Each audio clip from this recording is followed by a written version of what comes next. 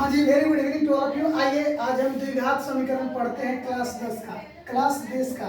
ठीक है जी, क्लास 10 का मैथ का ये चैप्टर नंबर 4 है, द्विघात समीकरण।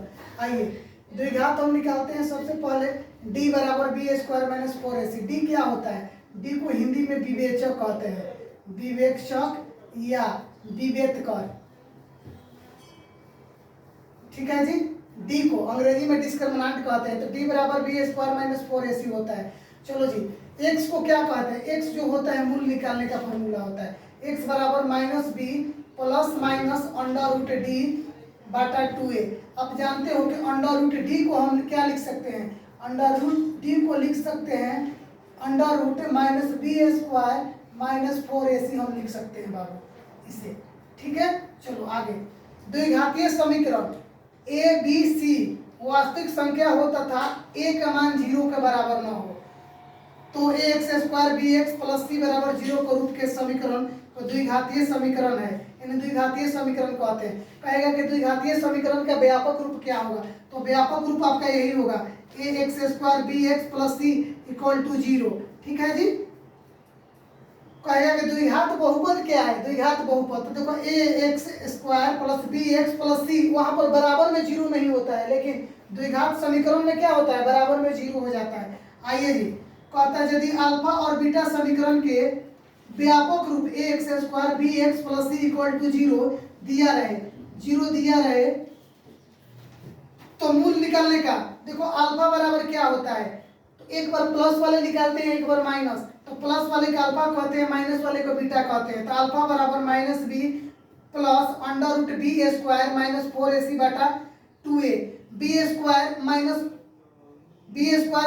4ac को हम अंडर रूट डी भी लिख सकते हैं। अंडर रूट डी में जब दिया है तो यानी डी बराबर बी स्क्वायर माइनस 4ac होता है। तो बीटा बराबर क्या हो जाएगा? देखो minus b minus under root b square minus 4ac बटा 2a। चलिए जी, यदि a x square plus b x plus c equal to 0 दिया रहे तो एक्स बराबर क्या होगा? तो देखो एक्स बराबर यानी मूल बराबर क्या होगा? Minus b plus minus under root b square minus 4ac बटा 2a। या इसे ऐसे लिख सकते हो भैया, minus b plus minus under root D बटा 2a। ठीक है जी, जहां ए एक्स स्क्वायर का गुणांक है, ठीक है जी, बी एक्स का, तथा सी अचल पद है। तो सी जहां पर आपका गिनती वाली संख्या होती है वही होता है। विवेचक और विवेचक और डिस्क्रिमिनेंट को किससे सूचित करते हैं? डी से सूचित करते हैं। तो डी बराबर बी स्क्वायर माइनस 4ac।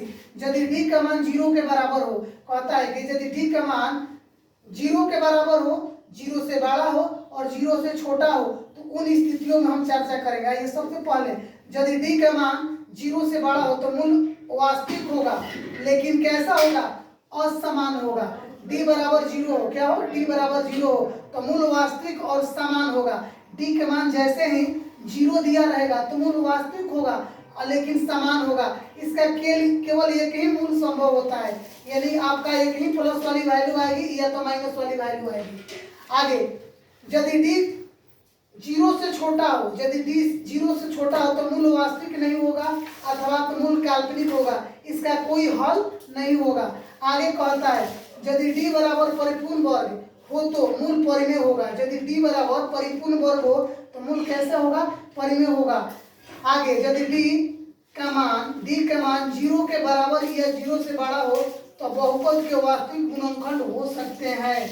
आइए, अल्फा प्लस बीटा बराबर क्या होता है? माइनस डी बटा ए, और अल्फा इंटू बीटा बराबर क्या होता है? सी बटा ए। तो ये द्विघात समीकरण के सारे फॉर्मूले हैं। द्विघात समीकरण को अंग्रेजी में क्या कहते हैं? Quadratic equation. चैप्टर नंबर कौन सा है भाई? 4 है। ठीक है, एक बार आप क्या कीजिएगा? फॉर्मूला का रिवाइज कर लीजिएगा। ठीक है, मिलते हैं अगले वीडियो में, तब तक के लिए